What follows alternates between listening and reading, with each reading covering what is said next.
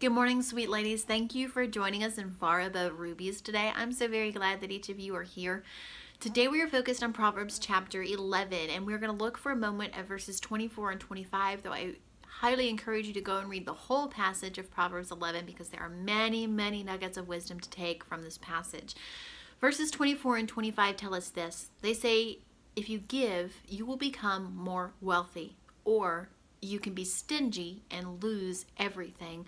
The generous will prosper. The generous will prosper. Anne Frank, if you don't know who she was a young girl that wrote a diary that we now have that's read in schools, and most people have read the Diary of Anne Frank. She once said, no one has ever become poor by giving. No one has ever become poor by giving. And we see that principle here. We see it in many places in Scripture.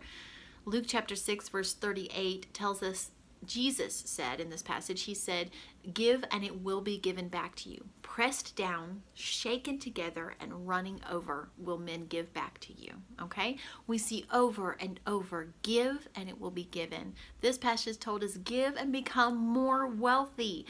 Be stingy and lose everything. What are you doing with what God has given you? And I'm not just talking about money. I'm talking about your time, your energy, your resources, your heart, your love, your emotions, your prayers. Are you being generous? Are you giving that you may also receive? Or are you being stingy with those things and risk the possibility of losing everything someday? If you follow Dave Ramsey at all, we are large advocates of Dave Ramsey and his financial teachings. He's a Christian man who has brought he and his family out of severe debt to being a very prosperous family, and he teaches others all around the country and the world how to do the same. He teaches these same principles from Scripture, that if you're close-fisted with what God has given you, you do not, and this is a figurative thing, you do not have open hands in order to receive, okay? If you're hanging on tight-fistedly to what God has given you, time, money, resources, then you cannot, in that same figurative speech, be open to receiving what God is ready to give you, okay? How are you living your life? What kind of steward are you with the things God has given you? This is wisdom. This is from Solomon, teaching us lessons of wisdom. What are you doing with what God has given you? Are you being a good steward?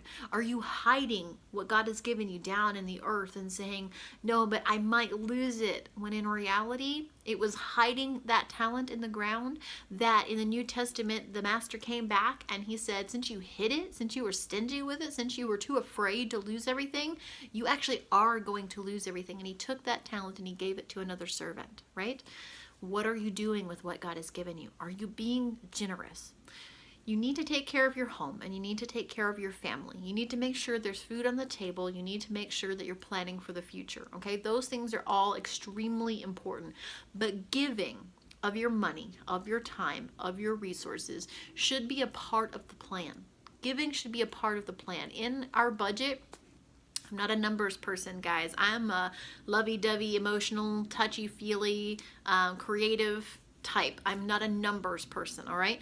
We have a budget. We have something that I can stick to and watch and look over and try my best to keep up with because I'm not a numbers person. If I just tried to do it all in my head, it would be a disaster in our finances, okay? We have a budget. A part of that budget in our family is for giving.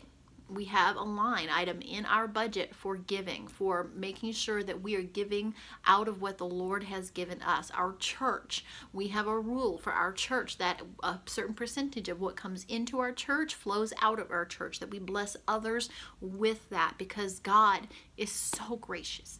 God blesses us so deeply that we ought to be thrilled to say, here, let me share the wealth. Let me share the blessings of God. If you don't have loads of money to give away, then be giving away your time, be giving away your prayers, be giving away your love, be generous with whatever it is you have to give. Maybe what you have to give is home-cooked meals. That's what you have to give.